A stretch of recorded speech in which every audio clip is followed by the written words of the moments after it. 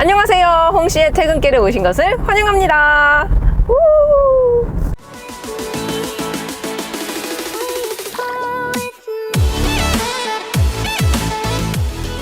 스포티지 1.6 가솔린 터보 리뷰를 마치고 반납하러 가고 있는 중인데요. 일단 저는 2.0 디젤을 먼저 타봤기 때문에 2.0 디젤에 대한 좀 좋았던 기억이 많습니다. 일단 저는 디젤을 선호하지 않는 사람인데도 불구하고 이런 정숙성이 좋았기 때문에 스포티지 살만하다 그랬지만 안 산다고 하긴 했지만, 근데 아무튼 가솔린, 이 1.6 가솔린은 이거 내돈내산해도 괜찮겠다 싶은 차종이에요. 왜냐하면은 가속감도 좋고 정숙성, 승차감도 좋고 다 좋아요. 진짜 이 가격대에서는. 물론 이제 풀업을 뽑으신다면은 4천만 원이 넘기 때문에 뭔가 이게 날강도 아닌가. 대신 4천만 원 정도 투자하시면은 온갖 편의 장비들이 다 들어갑니다. 근데 다 들어가야죠. 이 준준형의 4천만 원이면은. 아무튼 이 스포티지는 같은 플랫폼인 투싼하고 많이 고민을 하실 것 같은데요. 저는 일단 투싼도 다 타봤고 스포티지도 다 타봤으니까 결론부터 얘기하자면은 가격 대비 이 구성품이라든지 기타 등등 총점이 높은 차는 좀 박빙이긴 한데, 그래도 저는 투싼이 조금은 더 낫다고 생각을 합니다. 근데 아이러니하죠. 저는 투싼 안 산다고 하고 이 스포티지를 산다고 했으니까 홍씨의 마음은 갈대예요. 아무튼 투싼이 왜 좀 더 이런 총점이 높냐고 말을 했냐면은 같은 가격대에서 조금 더 패키징이 조금 더 좋습니다. 물론 독일객이긴 하지만 예를 들어서 같은 트림에 같은 옵션이 다 묶여 있긴 하지만 투싼은 거기서 한두 개 정도 조금 더 추가되는 것들이 많습니다. 그렇게 되면은 같은 가격을 지불하고 어차피 같은 파워트레인이고 같은 엔진 미션인데 한두 개 더 넣어주는 게 구매자 입장에서는 조금 더 좋지 않아요? 저는 이왕이면 같은 가격이면은 조금 더 주는 걸 좋아하거든요. 또 저는 이 1.6 터보 스포티지를 완전 깡통 스마트 그 트림으로도 타봤거든요. 지금은 프레스티지고요. 근데 이 트림 하나가 아닌데도 되게 옵션 차이가 눈에 보이는 것들이 굉장히 많아요. 일단 깡통에서는 통풍, 열선 이런 것들도 거의 없고, 이 시트도 다 수동이고, 들어있는 게 진짜 뭐가 없었어요. 내장재도 너무 생짜 플라스틱에 핸들도 우레탄이고, 진짜 이거를 어떻게 타지? 그런 생각이 들었는데, 이 프레스티지까지만 오게 되면은 그래도 좀 기본으로 넣어주는 것들이 많습니다. 이렇게 손에 제일 많이 닿는 이런 핸들에서도 가죽이 들어가고, 열선, 통풍 이런 것들이 들어가기 때문에 어느 정도 옵션은 넣는 게 좋다라고 생각을 해요. 근데 또 이제 가격군이 겹치니까 소렌토 산타페를 사라고 했는데, 그렇게 되면 또 이제 소렌토 산타페를 깡통으로 타야 되니까, 근데 또 아무리 중형이라 하더라도 깡통은 좀 타기가 힘들거든요. 그래서 또 옵션 추가하다 보면은 결국엔 그랜저. 지금 제가 타고 있는 이 차량만의 특성일 수도 있고 전체에 해당하는 거일 수도 있는데, 미션 충격이 꽤나 큽니다. 일단 제가 풀악셀을 했을 때 약간 미션 슬립이 온 것인가? 라고 느껴질 정도로 두둥둥 툭툭툭 이래요. 저랑 완전 밀당 게임. 실 오너 입장에서도 많아요. 일단 변속 충격이 좀 많은 거 아니냐, 조금 내구성에 약간 의아하다 이런 소리도 많긴 한데, 제가 이 차량의 특성일 수도 있지만 조금 심한 차량을 타서 그런지 모르게 2.0 디젤이 조금 더 좋은 것 같습니다. 뭐야, 그럼 이거 가솔린 사지 말라는 얘긴데?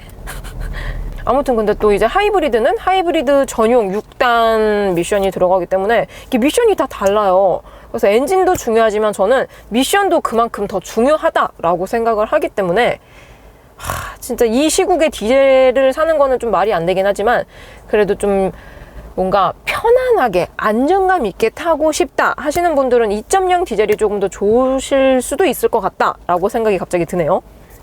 그래서 우리 스R이라고 하죠. 스포티지 R. 굉장히 지금도 도로에서 많이 흔하게 볼 수 있는 차종인데, 그때까지만 하더라도 이 2열 폴딩이 완전 풀플랫처럼 되지도 않았고, 또 2열 리클라이닝 각도도 많이 되지가 않았어요. 그래서 차박을 할 수는 있지만 쾌적하게는 못한다 라고 생각을 했는데, 요번 이 신형 스포티지는 진짜 물론 운전속도 좋기는 좋은데, 저는 개인적으로 진짜 이 차는 차박 투박하기 정말 좋다라고 생각을 하거든요.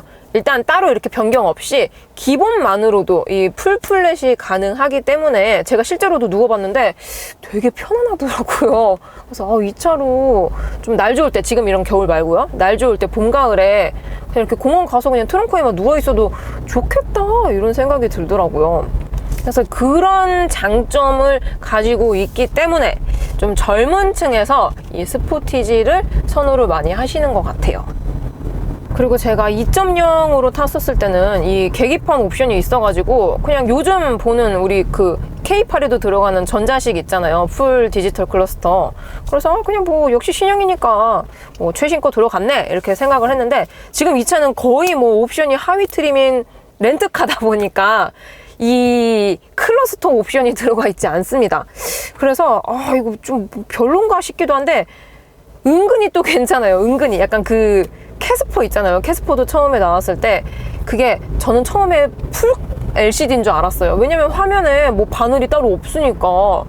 근데 이거는 진짜 이거 완전 눈속임인 거죠. 가운데 이 4.2인치만 있고 양 사이드에는 풀 LCD는 아니에요. 그래서 이 눈속임을 잘 할 수 있어서 뭔가 옵션 없이도 언뜻 봤을 때 고급스러움을 느낄 수 있다라고 생각을 해서 이런 것도 굳이 옵션을 안 넣어도 될 것 같다라는 생각이 들고요.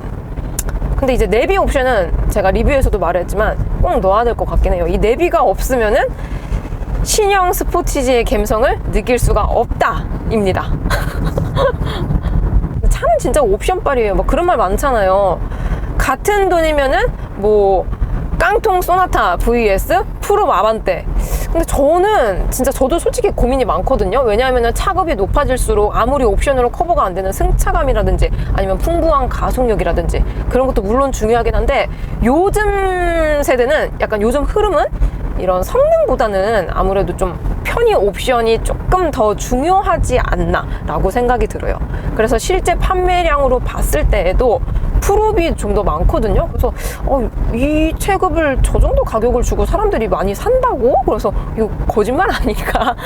이런 생각까지 했었는데 아니더라고요. 제 주변 친구들만 보더라도 야, 그래도 차는 프롭으로 타야지, 어떻게 깡통으로 타냐, 깡통으로 탈 거면은 차라리 안 타는 게 낫다, 이런 소리까지 하는 친구도 있었어요. 그래서 아니 차 있고 없고가 얼마나 다른데 깡통이라도 있으면 좋지 않을까 그랬더니 야, 깡통은 진짜 그냥 이동수단이지 뭐 만족감 1도 없어야지 못하겠더라, 막 이런 소리를 하더라고요. 그래서 어느 정도 이렇게 옵션을 넣는 게 좋지만 또 이제 스포티지는 이런 눈속임이라든지 이런 것들이 있기 때문에 옵션을 넣되 조금만 넣어도 감성을 느낄 수가 있다라고 생각이 듭니다. 어떻게 보면은 가성비가 좋은 듯 안 좋은 듯 좋은 차죠. 제 친구 중에서 이제 첫 차를 고려를 하고 있는데 자꾸 저한테 이제 추천을 하더라고요. 첫 차 뭐 사면 좋을까, 뭐 사면 좋을까. 그랬는데 솔직히 첫 차는 아반떼가 국룰이잖아요. 솔직히 여러분, 국룰은 아반떼가 아니지 않겠습니까? 그래서 뭐 아반떼 지금 뭐 디자인도 잘 나왔고 어느 정도 옵션 넣으면은 운전하기도 편안하고 또 뭐 생김새도 나쁘지 않다. 그래서 그냥 아반떼 가라 그랬더니 또 아반떼는 좀 너무 흔해서 싫다는 거예요. 아니 그럼 뭐 어떻게 하라는 건지. 그리고 본인은 첫 차기 때문에 조금 뭔가 운전하기가 편한, 좀 이렇게 시야각이 넓은 세단보다는 SUV를 사고 싶다라고 하더라고요. 그래서 처음에는 이제 소형 SUV 라인을 봤어요. 뭐 코나, 셀토스, XM3, 뭐 트레일블레이저 요 정도 급을 보다가 또 제가 또 소형 SUV를 타다 보니까 그 장단점이 너무 눈에 들어오는 거예요. 일단 막 너무 막 달카당거리는 승차감, 이게 정말 너무 안 좋기 때문에 승차감이 진짜 별로다 소형 SUV는. 차라리 그럴 바엔 그냥 아반떼를 사라, 포기해라 시야각을. 그랬더니 본인은 죽어도 포기를 못 하겠다는 거예요. 그리고 약간 이제 그러면 안 되지만 만에 하나 우리가 뭐 사고가 날 수도 있잖아요. 그럴 때 세단보다는 뭔가 SUV가 나를 조금 더 보호해 줄 것만 같은 그런 느낌적인 느낌이 든다는 거예요. 근데 실제로도 이 충돌 사고가 났을 때 이 차체가 조금 더 높다 보니까 안정성이 조금 더 높다는 결과가 있긴 있어요. 왜냐하면 이 철판이 좀 더 많다 보니까 그만큼 충격을 흡수를 해주니까. 그래서 뭐 본인 뜻이 그러하다면 뭐 그러라, 그럼 뭐 소형 SUV 봐라 그랬더니 소형 SUV 막 이렇게 뭐 옵션 조합을 하고 뭐 넣다 보니까 가격이 거의 3천만 원에 육박한다는 거예요. 근데 소형 SUV를 3천 주고 살 바에는 차라리 뭐 소렌토란다. 스포티지나 투싼을 사는 게 낫지 않냐. 그거는 공간도 넓고 차체도 되게 막 웅장한데 심지어 이제 신형 나와가지고 디자인도 예쁘고 또 요즘 사람들이 많이 타고 또 첨단 옵션도 들어가 있어. 그 막 또 광고도 엄청 하고. 그래서 야, 그럴 바에는 돈 좀 보태가지고 스포티지나 투싼이 낫지? 이러는 거예요. 그래서 아니 뭐 차 자체는 좋지. 근데 예산을 얼마를 정하는 게 가장 중요하지 않을까라고 했더니 돈은 뭐 차는 원래 용기로 사는 거라며 돈은 어떻게 할 수가 있다는 거예요. 그래서 그러면은 스포티지가 요즘 잘 나가고 또 예쁘니까 스포티지로 한번 봐라 그랬더니 처음에는 뭐 옵션 뭐 적당히 넣을 거래요. 근데 넣다 보니까 뭐 시그니처 막 풀업 가는 거예요. 막 4천만 원 육박하고. 그래서 야, 이럴 거면 그랜저가 낫지 않냐 이러는 거예요. 그래서 그랜저 좋지. 그럼 근데 첫 차로 그랜저를 타게 그랬더니 좀 그렇지. 그래갖고 스포티지로 거의 마음을 굳혔더라고요. 그래서 많은 분들이 막 그 돈 하다가 또 이제 너무 넘어가잖아요. 그랜저급 이상으로. 그래서 그때 되면 아차 싶어요. 지금 내가 뭐 하는 거야? 이런 생각이 들어가지고 좀 양보했다. 그래가지고 많이 선택하는 세그먼트가 이 준준형 SUV 투싼 스포티지가 많은 것 같습니다. 그래서 판매량도 굉장히 높은 것 같아요. 지금 이 신형 스포티지가. 아무튼 저는 처음에 2.0 디젤로 탔었을 때 안 살 거예요 라고 했었지만 다시 한번 타보니까 의외로 괜찮다 이런 생각이 드는 거예요. 그리고 요즘 차량들이 뭐 니로 포함해가지고 차값이 뭐 오르긴 오르는데 그 오르는 상승폭이 점점 더 커지고 있는 것 같더라고요. 뭐 물가 상승의 요인인가? 인건비 상승?